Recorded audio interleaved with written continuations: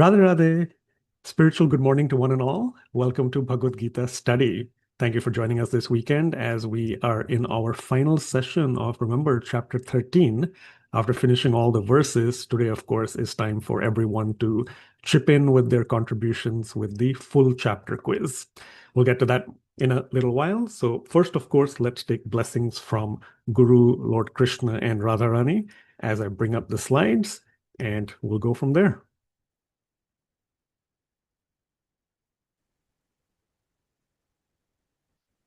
Gurur Brahma, Gurur Vishnu, Gurur Devo Maheshwara, Gurur Sakshat Param Brahma, Tasmai Shri Guruve Namaha, Vasudev Vasutam Devam, Kansa Chanuramardanam, Devaki Paramanandam, Krishnam Vande Jagadgurum, Vande Vrindavananandam, Radhikam Parameshwarim, Gopikam Paramam Shuddham, Hladinim Shakti Rupinim.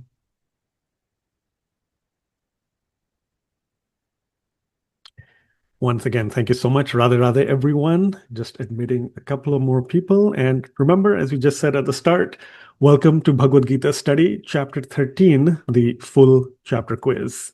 So hopefully people had a chance to go through their versions of, Swamiji's Holy Bhagavad Gita. Of course, their own notes, the recap videos, all these slides that are available on the community portal, prior quiz questions, and so on. Everything that's, available to all of us, and as part of preparations then come with all that.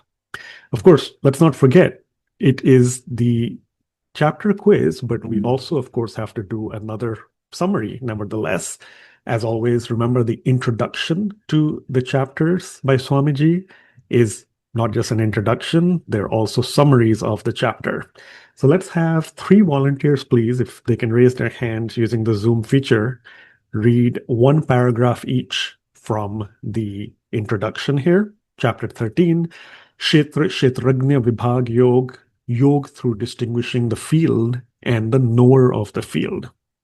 So first paragraph, Dalji, we'll start here. How about Bilji? Thank you for the second paragraph. I think that's the longest one. And then someone for the third paragraph, please.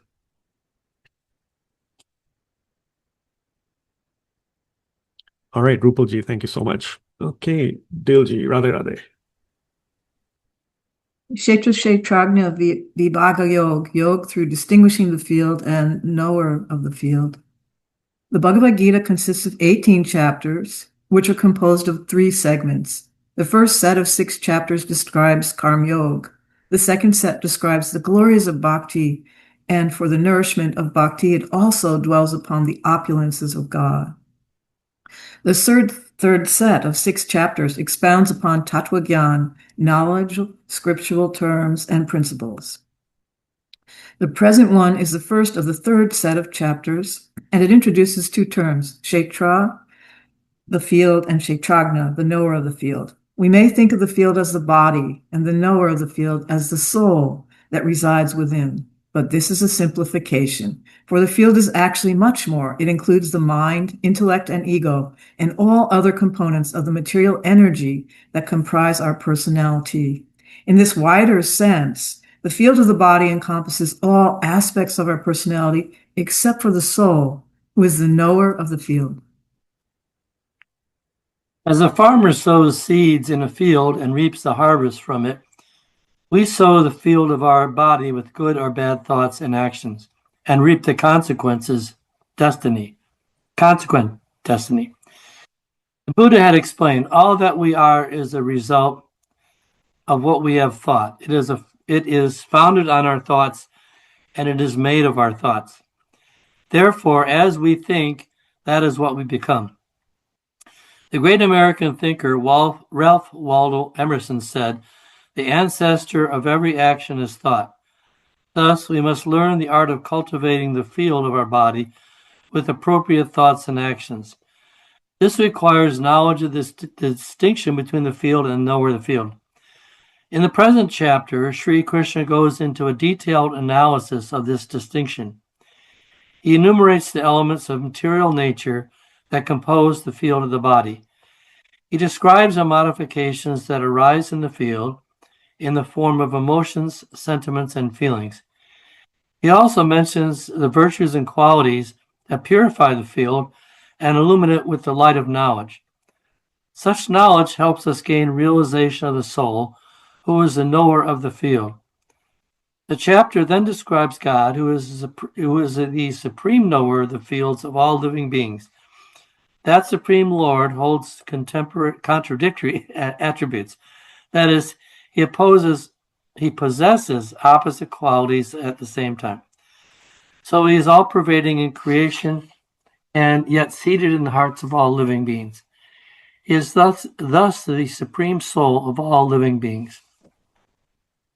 Radhe Radhe. Having described the soul, the supreme soul, and material nature, Sri Krishna then explains which of this is responsible for actions by living beings, and which is responsible for cause and effects in the world at large. Those who perceive these distinctions with properly pinpoint the cause of actions are the ones who actually see. They are the ones who are situated in knowledge. They observe the Supreme Soul present in all living beings and do not degrade themselves by their mind. They can see the variety of living beings situated in the same material nature. And when they see the common spiritual substratum pervading all existence, they attain the realization of Brahman. Radhe Radhe. Radha Radha, thank you so much, Rupalji, Bilji, and Dilji. So yeah, that is, again, the introduction and a conclusion summary for the entire chapter, chapter 13. Remember the terms Kshetra, Kshetragnya, the field, the knower of the field. And so this is Kshetra, Kshetragnya Vibhag Yog, Yog through distinguishing the field and the knower of the field. And of course, many of you now are aware there's two kinds of knowers we have talked about. So we'll see some of that potentially come up as we have our discussion. So first of all, I'll just send the usual links in the Zoom chat window. If any of you are new, potentially a couple of names that I see maybe, please know that the first link that says all slides is where you can get each week's slides, which include the verses with the catchphrases, all the quiz questions week after week, and useful links for additional knowledge for that particular week. So again, if you're new also, then please do fill out that attendance tracker, or if it's been a long time, then again, it just helps everyone stay connected and navigate through all the classes. And then the recap videos I mentioned, they are available at the third link. And finally, the fourth link has some additional, more deeper supplementary material, different variants, Bhagavad Gita knowledge, some Sanskrit grammar. There's something new that I need to check, which is a like multi-pronged dictionary. Bilji, I'll send you a link as well. But if you just follow the link itself, supplementary material, you'll be able to find it. So that I thought might interest, especially you, Daleji. I know we talk about dictionaries, so I have to take a look at that as well. So you can see that. Dad's prepared that one. Just told me yesterday. So with that, let us get into the chapter quiz. Let us take a look at what was expected of us. So you all hopefully saw the flyer prior to the session. So release this on Thursday night. The question is, are you ready to field all the questions from the chapter quiz as they come flying at you? So any guesses on what that might mean? I mean, there's the use of the field, of course. We do see a field as well. Any thoughts, any guesses, any connections to recent memory or chapters for those who've been coming regularly?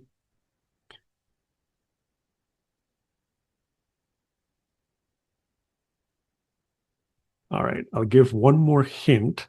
The image at the bottom on the field, if you see, there are a bunch of things, I'll just call them. or squares, pamphlets, and there's a word here as they come flying at you, a phrase. So any thoughts there? Or anyone remember what we did perhaps for chapter 12 at the end of Bhakti Yoga?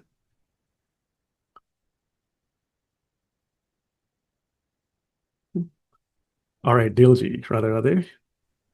Honestly, I don't remember if so much water has crossed under the bridge. Are you going to have a Kahoot or are you going to give quiz in other format?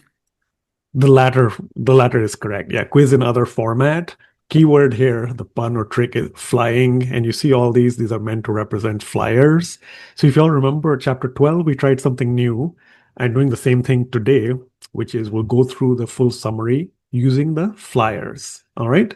So collectively, at least those of you who've been coming regularly, you can all, contribute as the answers or the questions and answers come up, and we'll get that. I did think it, of course, is a little difficult when you're scattering the flyers in a different order, like we had done last time. It's also summer. I do see attendance has reduced a lot with people's travel and so on. So the good news maybe for everyone is that I've arranged the flyers in chronological order. They're not random as I had done them by a wheel last time. And so here, let us get to our format. I'll show you what it is, remind some of you, show you for the first time, and we'll go from there. Some of you will, of course, remember. So question by question, or as it says, answer by answer, because the answer is, of course, the YouTube video link for the recap video that you all can see at your own time later. Again, flyer is going to be on the right-hand side. I'll also show you the larger version of the standalone flyer. And we need just 3 volunteers, same or different, who are going to tell us which verse or verses the flyer corresponds to. And the hint often is, of course, in the picture and in the question. And then from that verse or set of verses, just to you very briefly, what is the essence or the meaning or 1 or 2 key highlights as they are important or pertain to you. And finally, any pertinent words or quotes. So you can tell us 1 Sanskrit word, phrase, or an English word or phrase that was new or meaningful to you, or one of the italicized shlokas, verses that Swamiji quotes from other scriptures and then translates as well. So that's the flavor. We'll run a couple of them, and then I think the pace will certainly pick up as you all get very acclimatized to that. Again, as I said, all the flyers are in order. So you know that this is, as you can see on the right, it's launch of chapter 13. So we are very close to the beginning, and we'll keep going through that from the beginning all the way through the end, which is verse 35. So let me show you the larger version of the flyer itself, which is over here. Let you look at that. How can you outline the truth about the spiritual field? And again, beginning of chapter 13. So is it verse 1, 2, 3, 4 approximately? Is it some combination of them? Look at your Holy Bhagavad Gita book or versions that you have. Give you a few seconds to think through, and let's start collating contributions. So Dilji, which verse or verses do you think this pertains to? I'm going to start with saying that it pertains to verses 1 and 2.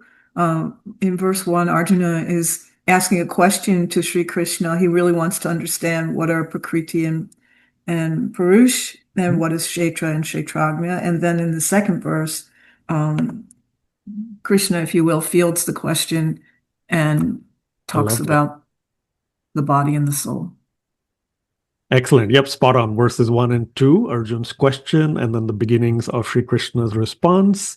And as you said, yeah, fields the question. Sri Krishna does that as well. So quizzing from Arjun, responses by Sri Krishna.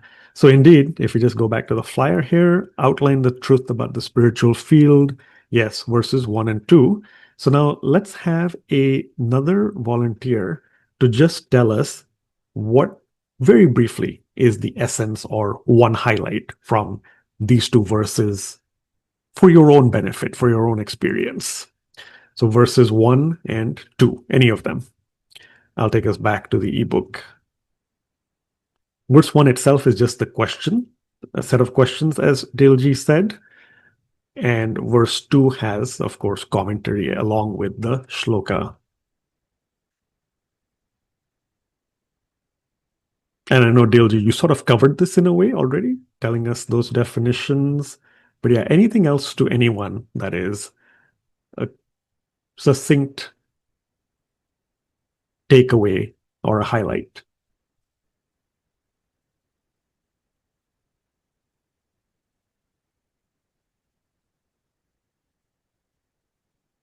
All right, Dilji, Radha.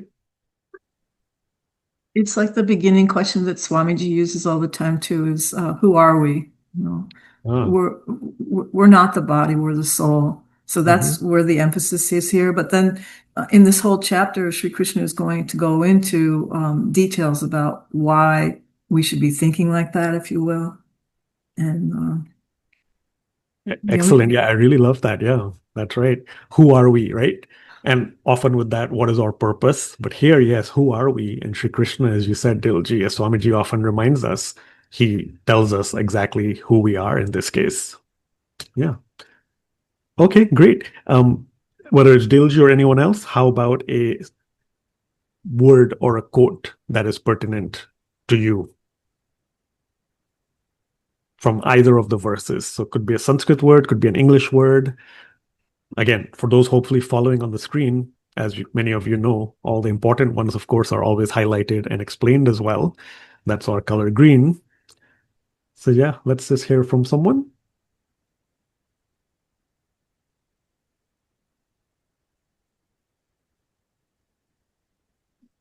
while we're waiting for someone else to think through what they want to say, I can share that there's one, I pencil in or underline things that we talked about in class because I don't think I would necessarily be able to pick this out quickly otherwise. But I had underlined vicariously the English word as something to add to vocabulary. It means imaginatively experiencing something through the actions of another person. So experiencing something through somebody else vicariously. So Absolutely. the soul, it's about the soul The soul. vicariously experiencing the things that the body, mind, and intellect are doing. Correct. Yep. Well done, Dilji. Yep. Right here, you see in green, vicariously. You've got it underlined. Some of you have it in your notes, I hope, as well. It's experienced or imagined through someone or something else. So here, the example is, of course, the soul through the body, as Dilji said.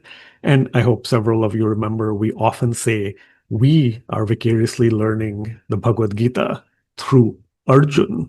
Arjun meaning through the Bhagavad Gita itself, the dialogue that he had with Sri Krishna. Bilji, Radhe. Well, I'm not sure I'm on track with what you're looking for here, but from the notes I made during our discussion of verse 1, Prakritim and Purusham, I've got noted that the fundamental concepts of Indian philosophy, those two terms. Yeah, absolutely right. Very essential. Prakritim, material nature, Purusham, the enjoyer. And those actually come up often as some of the verses progress. So that is also wonderful. Yep. Thank you so much, Bilji. Excellent. So hopefully you all are getting the style and flavor. We'll pick up the pace a little bit. So let's go on to the second one. So question and answer number 2. Here's the flyer. Let me bring it up for all of you on the screen. If you were to sing on manifolds, what would your origin and content be? Again, these are chronological, so we just covered verses 1 and 2. Maybe a little bit beyond that should be the verse or verses for this one. If you look carefully, we have Vedas written on a scroll on the bottom right. We have musical notes, as you all remember, on this manifold, which is here. And then you have some saints on the top right also on the scroll. So let's look a little beyond verse 2 and see where this has a connection. And please, encouraging everyone to participate as well. It's chronological order from the Bhagavad Gita.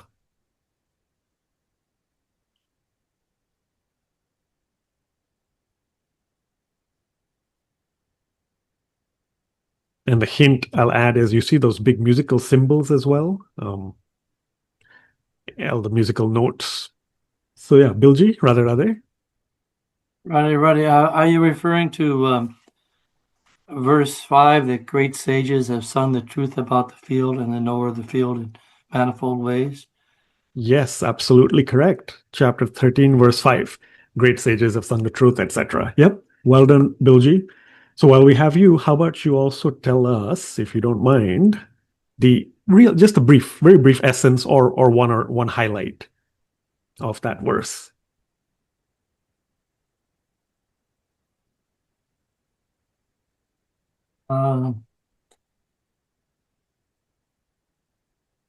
What I have highlighted in Swamiji's commentary, and I'm not sure if it's well, there's quite a bit in this commentary. It's a long one. Yep. Yeah. Yep. Let's see. What am I gonna? Anything brief is fine. Or anyone else wants to chime in as well? Well, whenever God creates the world, He manifests the Vedas for the benefit of souls. Yes. Absolutely right. Yep. And as we see in the shloka itself, thank you, Bilji, in the various Vedic hymns, these are, songs that we chant, and along, of course, with the Brahma Sutra, that is where this truth is revealed. Remember, what's the truth? We outlined it in the prior question, the truth about the field and knower of the field. Great. Anyone else to just tell us one pertinent word or a quote, either Sanskrit or English, from this verse 5?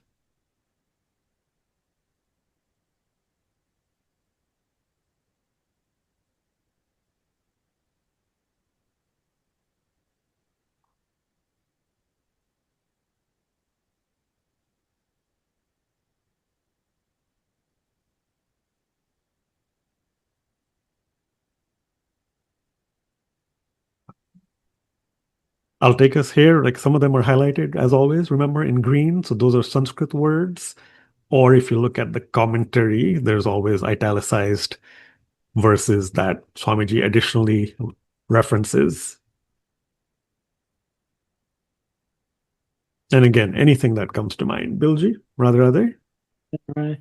Well, I don't know if this is what you're looking for, but in the Sanskrit word Gitam, sung, and I just thought that, of course, this is referring to the sages singing the truth, but also we think of this whole Gita as the song of God. Yes. So the song of God, and then the sages are also singing. So yeah, some connection there. Very great. Yep. Gitam here is sung here. Sung, remember, by the sages. That truth is sung. And yes, Gitam, Gita, Bhagavad Gita, we're studying that, which in itself, all these 700 verses, they are the song of God. So I like that connection a lot. Thank you so much, Bilji. Let's take a look at the next one. So question and answer 3. Here's the flyer. Let me get you the larger version. And some of you might recall what was happening in this one. There's a lot in this, but if you remember, there's the question here with just a little bit more to do. How can you complete the composition? Again, we're not answering all those individual questions of the flyer itself, but remind yourself where now, after verse 5, this flyer comes up. Some of the images, sub-elements there will make a connection. So once we identify the verse, then we'll get into the next steps. Rupalji, Radhe. Radhe. This flyer is talking about verse 6. Verse 6, okay. Let's take a look at that. Excellent, that is correct. And would you like to add anything on the essence or a key highlight of this verse? It's basically highlighting what the field of, what our body is made up of, which includes, the 5 elements, the ego, intellect, right, the unmanifest primordial matter, the 11 senses, and the 5 object of the senses. Yes, absolutely right. Yeah. Thank you so much, Rupalji. And for those of you who remember, when we had presented this, if you look at the flyer again, very briefly, it had all these people at the amusement park, or all these entities, remember? So on the top right, there are the 5 elements: earth, water, fire, air, space. On this portion of the roller coaster in the center, you have the nose, ears, eyes, tongue, etc. Remember? The harder part was the carousel. I think it's like the mind, intellect, ego, and so on. The things that were missing in this is we have a little bit more to do to complete it. Who does? The working senses do. So the 5 working senses were the ones that were truly working, as a pun. They were the ones not attending the field trip, the vacation, maybe the day off. And again, all that is here, what the field of activities is composed of. So let's have someone else who can just tell us one important, pertinent word or a phrase or a verse in this that is helpful to them. I know, Bilji, your hand was raised earlier, I think maybe for the verse itself or the meaning. But again, either you or anyone, tell us one pertinent word or a quote from verse 6.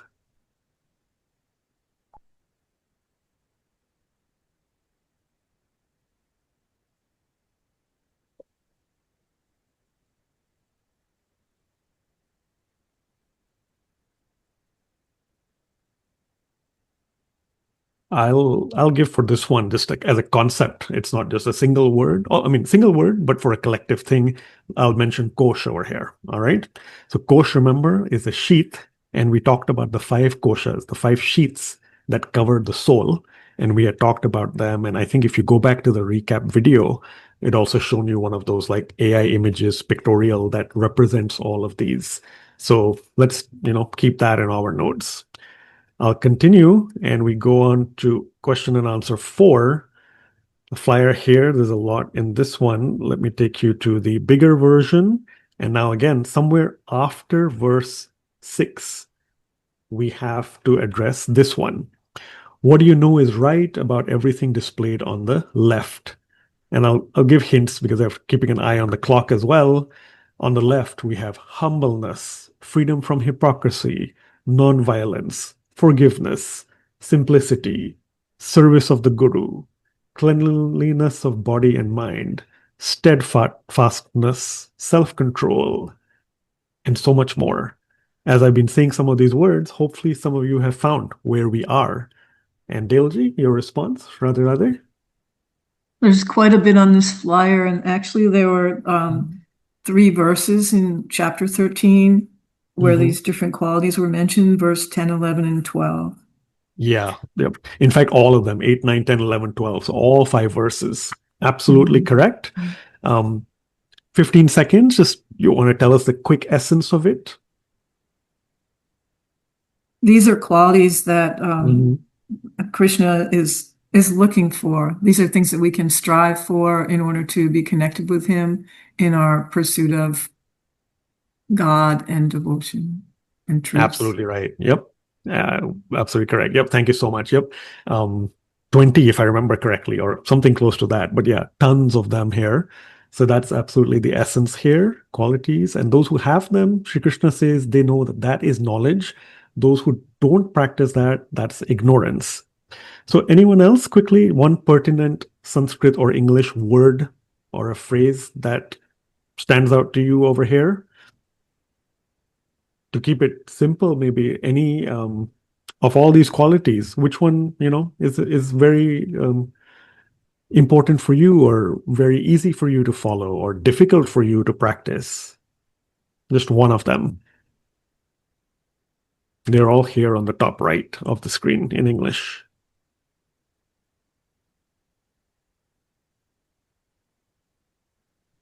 Yeah, Daleji? I can comment upon one of them. Yeah. Quite some time ago, we had a reading done by a Jyotishi for myself and my husband, and he said that my husband had instant forgiveness. So what a boon to be married to somebody like this. And for me, one of the hardest things to do is to just forgive other people that, I can hold on to resentment or any other sentiments for a long time. In fact, this morning I was trying to find out what was the difference between emotions, feelings, and sentiments. And emotions are just what kind of happens to us in the body, it seems.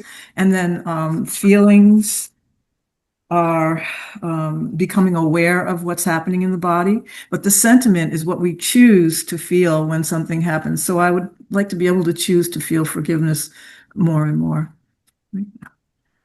Excellent. Thank you for sharing that. And Bilji, wonderful about you, of course. No Well, surprise. I have to issue a disclaimer on that.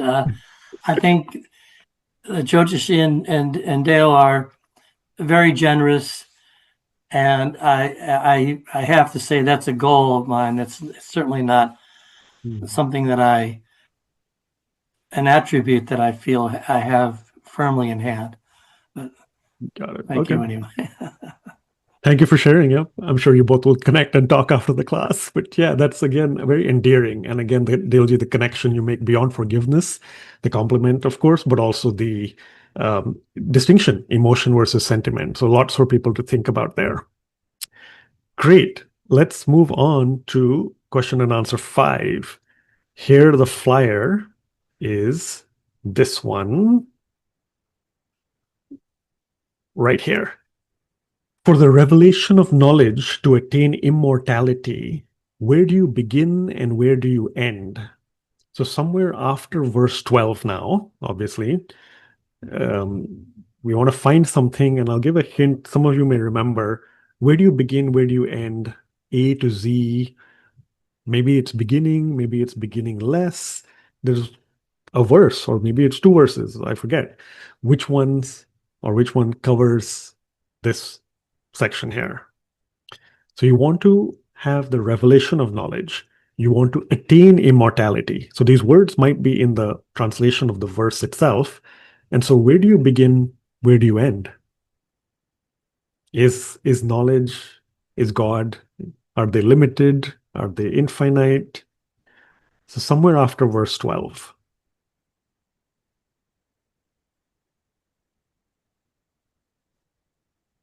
And I'll start scrolling as well. Rupalji, Radha.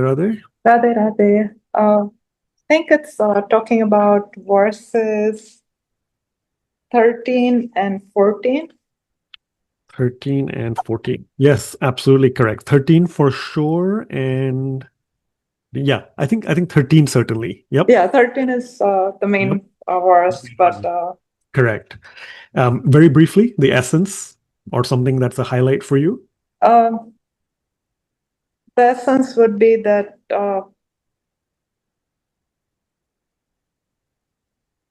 I guess there is no beginning and there is no end. Right. Right. And And because the Brahman is yes. beginningless, and there is no end for God. So that's Correct. the essence of the words. That's absolutely right. Yeah. No beginning, no end for God, right? We've learned that. That's Brahman here as they present it in the shloka. And so here is the stage that Sri Krishna sets by which he will reveal to us that which has to be known, that revelation of knowledge that will come about, which gets us immortality. So great. How about anyone to tell us just one important word or a phrase from here that's meaningful to them or to all of us?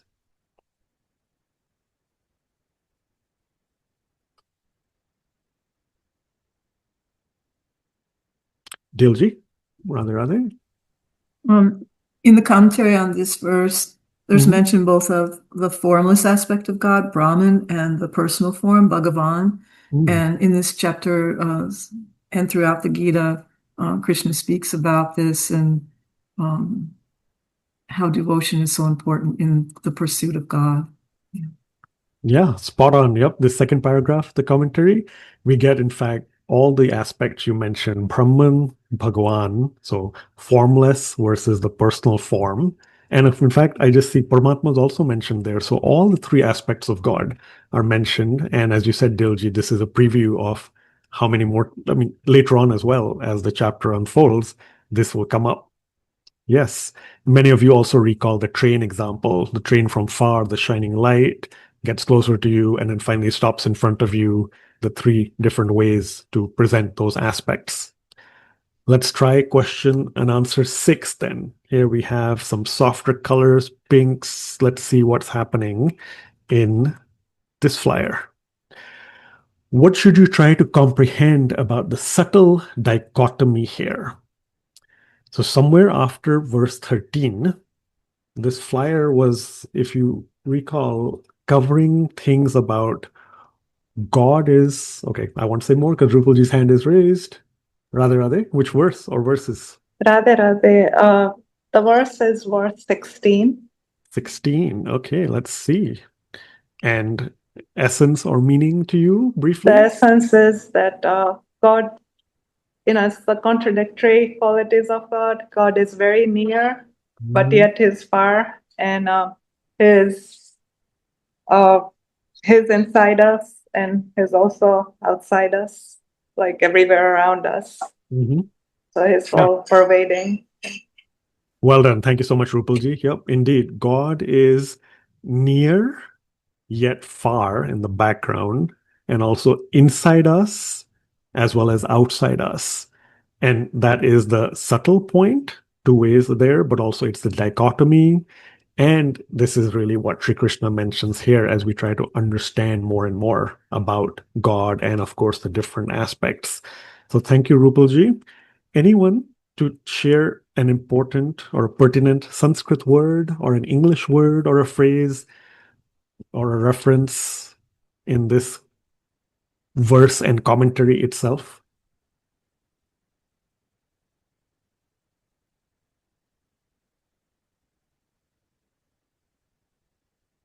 I'll take this one and say we've often talked about it, I think sukshma, right? And I've also mentioned the connection as it comes up in the Hanuman Chalisa. Sukshmatvat here is due to subtlety. So that's an important concept we've talked about, God being subtle, which is why he is incomprehensible, which is why he can be far yet near, small yet huge, inside yet outside, and so on. So the Sanskrit word here is sukshmatvat. Dilji? And then just to add a little bit of that to that from my notes, you also or Meenuji mentioned Sukshma Rupa, which comes from the Hanuman Chalisa. Yes. That's what Hanuman is. He has all these subtle qualities inside of him, and that he brings out in his devotion. Absolutely. Yep. Thank you for that reminder for everyone. Yep. Sukshma Rupa Dhari Siya He Dikhawa. We talked about that. So yeah, go ahead and everyone look at that when you get a chance. Thank you, Dilji. Let's go on.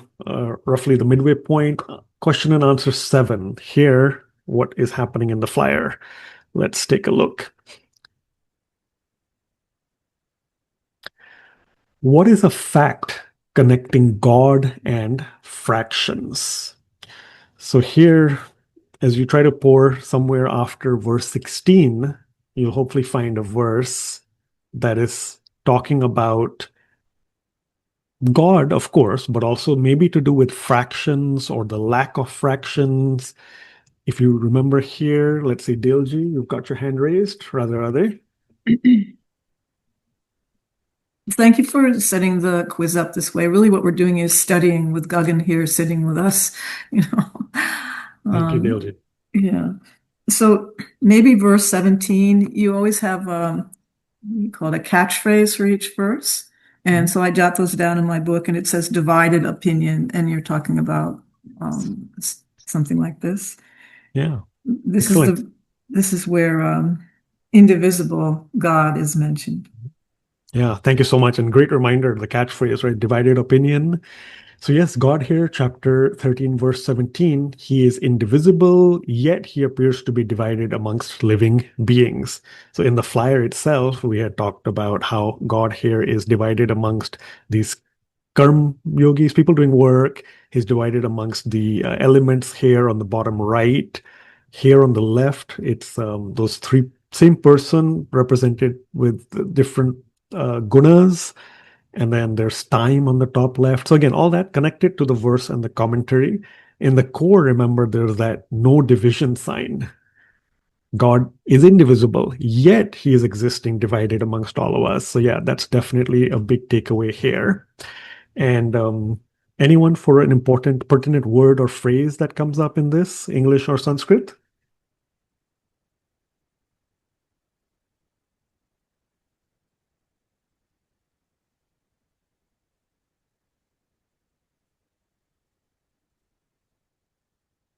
I'll take this as this one. How about we take Bhuta Bhartri, the sustainer of all beings. Bhuta we know is for all beings. Bhartri here is to sustain. That's the sustainer of all beings. Bilji, rather are they? I was also looking at the Sanskrit word. I'm probably going to mispronounce it. Eva, apparently. Yep. Eva. Yep. Apparently is yes. A word here that is, it's I'm struggling here. It's But yeah, it's presented like it's like a fulcrum. It's sort of like the balance point between two opposites. Yes, that's right. Between the two opposites. Absolutely. Yep. This, yet that, and at the same time. Yep. So Eva, everyone take that. EIVA, Eva is apparently. Yep. Thank you, Bilji. All right. Let's go on to question and answer 8. Again, I'm just keeping an eye on time. So let's look at the flyer here. I'll probably try to reveal the answer, but then get some of the other portions from the audience. So who understands the nature of the field and the meaning and object of knowledge? Reflect upon the reality of it. So somewhere after verse 17, I think right here, verse 19. So everyone, if you navigate to verse 19, Sri Krishna says, I have thus revealed to you the nature of the field, the meaning of knowledge, and the object of knowledge. Who gets this? Only my devotees can understand this in reality. And by doing so, they attain my divine nature. Sri Krishna says that, again, if you go back to the flyer, the idea here was 3 groups. His devotees are the ones closest to him. They get the reflection as well. The others don't. In any case, this is here, verse 19. And so the essence, again, of course, no doubt, is the importance amongst all the different paths. Bhakti is what we absolutely need, right? So I'll just open it to one person. Is there a Sanskrit or an English word or a phrase you quickly want to tell us is pertinent here? Daleji? Radha? Radha, I was looking at this morning, and I underlined in the commentary, devotion not only helps us to know God, it also makes the devotee God-like. And what that brought home to me was that in order to serve God, we have to be more like God. And that's why we're not serving God, because we don't have these noble qualities in us. We don't realize that opposites coexist, which is one of the things we've been talking about during this quiz. We don't realize how important it is to just be loving and devotional. Yes. Well said. Yeah. So know God, be like God, serve God. But again, that aspect of becoming more and more like God, it's contradictory, difficult, but it's happening through, as you said, that love and service, the seva that we can all put more into. Yep. Well done. Thank you, Daleji. Let's look at question and answer 9, something a little softer here, blues and pinks. So which verse is this? Let me bring up the bigger version of the flyer. As you roll along the paths of life, where does responsibility lie? So here we're talking about someone or something being responsible. And again, the hints are given in the flyer itself. Let's see somewhere after verse 19 if we can find this response. Bilji, Radha. Radha. I guess it would be verse 21. 21. Where he refers to yes, the responsibility of material energy, and then also of the individual soul.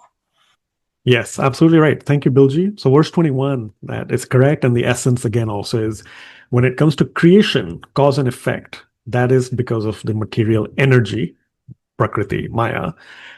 Yet for experiencing, in fact, Dilji, right? We talked about emotions, sentiments, the mixture, etc. Here, happiness, distress, whatever it is, the individual soul is declared responsible. So again, one of the big takeaways here was Swamiji often says, we can't blame and should not blame circumstances, externals, for what we are feeling or experiencing. Excellent.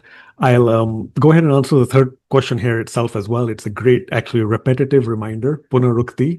Dilji, you might like this as well. Vicariously, hello, here it's back. So let's make sure we've revisited this English word again in our dictionaries. Here, vicariously is again the soul identifying with the mind, how it, through the mind, through the body, it gets or enjoys those sensations. All right, thank you so much again, Dilji. Let's take a look at question, 10. Question and answer 10. I think this one many of you should recall. So the flyer is this one over here. As you enjoy the view of the pecking order, what do you witness? So Bilji, I don't know if your hand raised from before or again. No, okay. Which verse or verses is this one? Remember what is represented here? The tree, the two birds. All right, Dilji, you are doing 23, is it? Or Yeah, let's- 23, winged Yep. witness. Winged witness, yeah, that's right. Alliteration in the catchphrase. Verse 23, within the body also resides the Supreme Lord. He is the witness, the permitter, the supporter, the transcendental enjoyer, the ultimate controller, and in our hearts, the Supreme Soul, the Paramatma. So again, this one's a very, very powerful, important verse because of the commentary as well. And the quote, of course, I think I'll answer for everyone. The Mundaka Upanishad talks about this analogy of the two birds seated in the heart of the body and so on. So I think that is the full set of takeaways and important, essence, highlights, and words or quotes, Mundaka Upanishad, for this 10th one. Okay, so take a look at that, verse 23, everyone. Next up, let's go to question and answer 11. We have 5 more. We'll be very quick. So let's see. This verse here is... which soul path, this was a trick and a homophone and a trick, which soul path might lead you to the joy that you seek in the heart after verse 23? Rupalji, Radhe? Radhe, this is verse 25. Verse 25, okay, let's check that. Yes, and a brief takeaway, word, meaning? Yeah, basically the soul path, or it has a twofold meaning, soul, S-O-U-L, so the path leading to the soul. So the 3 paths that are depicted in the flyer are meditation, knowledge, and the actions, so karma yoga. Yep. There are 3 paths, and actually any one of those 3 leads to realization of God within our heart. Our hearts. Excellent. Really well articulated, Rupalji. You sounded a bit like me as well. That's great. You certainly practiced and studied hard, so I appreciate that a lot. Thank you. Well done. Like your inspiration and no, thank God's you. blessings. Grace of God and Guru. Yes. Thank you. So indeed, everyone, chapter 13, verse 25, the 3 paths mentioned here and connected to the flyer. And again, Rupalji's covered what the essence is and how all 3 reach to that realization, Paramatma in the heart. English word, if I just remind all of us, propensities. Let's make sure we have that, the inclination, the disposition. So we have that in our dictionaries. All right, question and answer 12. Let's see this flyer, which was something to do with a botanical garden, perhaps. What's a moving fact that activates your combined sight and knowledge? So something after verse 25 that helps connect us to whatever is being covered here. Dilji is saying 27, if I see her hands correctly. Let's take a look. 26, 27. Yeah, well done, Dilji. Yep. It is verse 27. O best of the Bharatas, to Arjun, whatever moving or unmoving being you see in existence, know it to be a combination of the field of activities and the knower of the field. This is an important one where, remember, I'll help us fill in the gaps. We had talked about plants having also the sense of emotions, feelings. Swamiji quotes here the experiments that Sir J.C. Bose had done. And again, moving or unmoving, all these are combined of those 2 things. The field itself, that's the body, and within them is the soul powering consciousness. So that is what is being explained to Arjun here. Any important Sanskrit word or phrase or English word or phrase that anyone can contribute here? Yeah, Dilji, Radha. I like these Sanskrit words, yungamam, moving, and stavara, unmoving. Yeah. It goes right with the verse, and Yep. I like it. I just like the words. Excellent. Yeah. I like the They have a sound. bit of a musical sound as well, right? I think especially the NG Jangamam. Yep. Sthavar. Absolutely right. So moving is Jangamam, unmoving is Sthavar. Thank you, Dilji. And I think we also mentioned, right? Charam, Acharam. Those are also moving, non-moving that we've often seen in other verses as well. So everyone can revisit these words. Okay, getting closer to the end. Question and answer 13. Remember the ophthalmologist over here? Let's take a look at the flyer. And anyone remember which verse or verses this covers? What must you recognize to fully correct your vision?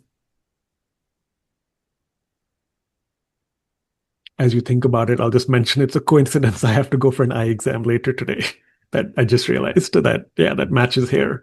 But what is this ophthalmologist and or the lady here taking the eye exam and whatever else is happening in the flyer? Which verse does this connect to? Dilji? Yeah. Go ahead, Radha. Which one? 28 with the catchphrase solely seen. Yeah. Solely seen. Okay, great reminder. Thank you. Yep, that is right. Does it say that it is Paramatma? Is it 28? Is that what you're looking for? I'm not sure. Yeah, I know. I believe you're right. I'm just checking. Or was it 30? Let's see. Rupalji, what is your response? I thought it was more related to verse 30. Yeah, I believe it's 30. Yep. So Dilji, you're close because it's talking about sight and Paramatma. But if I go to the flyer, we have our friends here, remember? Blue, red, yellow. These cute gunas as I've represented them in recent, both the series of classes. So yeah, that is right. Rupalji, thank you so much. It is verse 30. Remember, it's not the soul that's doing things. The soul does nothing, embodied here. The actions are performed by material nature. So that is the big takeaway here. And again, we then understand what roles and responsibilities are. And I think word-wise, there are many, but maybe let's take this, the first one, to connect it back to what Bilji said much earlier today. Prakritya, by material nature. Prakritya is by material nature. The actions of the body through the three gunas, those are how they're being performed. All right, excellent. Thank you, Rupalji and Dalji. Second last flyer, what is happening here? And this is, of course, very recent, so hopefully there's more memory of this. Which irony of our limited film of life energizes us?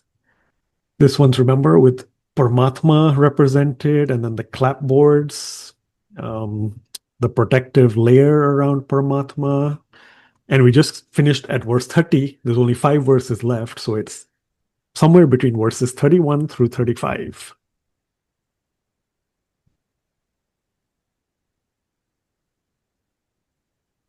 Yeah, Dilji, I think you're saying verse 30. Go ahead, Radhe. 31. 31, yeah. 32. Yep, 32. close. Yep, 32. So takeaway here, remember the Supreme Soul. He has no material qualities. And although he's situated within the body, it neither acts nor is it tainted by material energy. So remember here, Paramatma, Supreme Soul, in our bodies are material, but the clapboards, remember, and all the energy or elements around it, the gross elements, the Supreme Soul doesn't act. The Supreme Soul is not affected by the tainting that happens to us, to our bodies, by that material energy. So that's that. Again, it's a dichotomy here, right?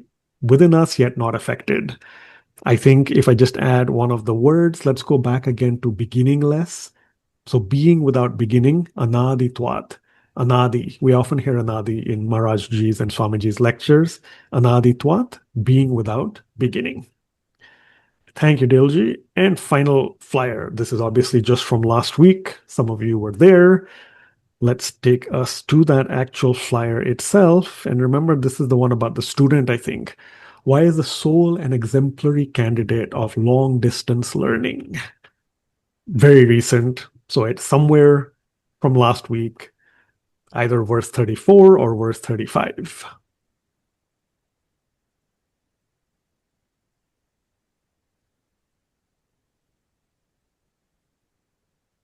And if you look at the flyer, it has the sun here on the top left. Remember? So solar illumination. So I'll reveal it that it is verse 34. Rupalji, you were saying the same thing? Yes, I was going to say verse 34. Excellent. And very, very succinctly, quick takeaway and or a word. Just as the sun illuminates the entire solar system, the individual soul illuminates the entire body with its consciousness. Excellent. Yep. Thank you so much, Rupalji. And Dilji, you wanted to quickly add something? No, I totally agree with her. I hope you'll share what the catchphrases were for 34 and 35 because I missed them. Okay. I'll have to open the file to remember. But I think solar was solar spirituality. Yeah, 34 was solar spirituality. Although when I also sent the WhatsApp message last week, I changed it also to solar school. So there's two ways to have that. And in verse 35, pure coincidence, it was, I think, eye exam, which, as I said, I have in just an hour from now. So yeah, solar spirituality and eye exam. So let's end off with the important word here. Let's just take illumines, prakashayati. Prakash, we know, sun, solar, prakashayati. Solar, the sun provides solar energy and illumination. The soul provides us with that consciousness, the life force that is helping us all, of course, function and be in our full existence. So that is the last of the flyers, the last of the answers. Again, these slides will be posted, as always, on the portal. So keep that in mind. That's for the quiz. And finally, we get almost to the end. So again, thank you all for participating. I'm going to, as we always take blessings from Radharani, I'm going to do this today in a tiny different way. I'm going to do it as a cameo from Mummy and have that right over here. So let's all take blessings. Radharani blesses us also with your kind of, this perseverance that you really prepare for the quiz each time. So with that, let's take blessings from Radharani. Jai Jai Shri Radhe. Jai Jai Shri Radhe. Jai Jai Shri Radhe.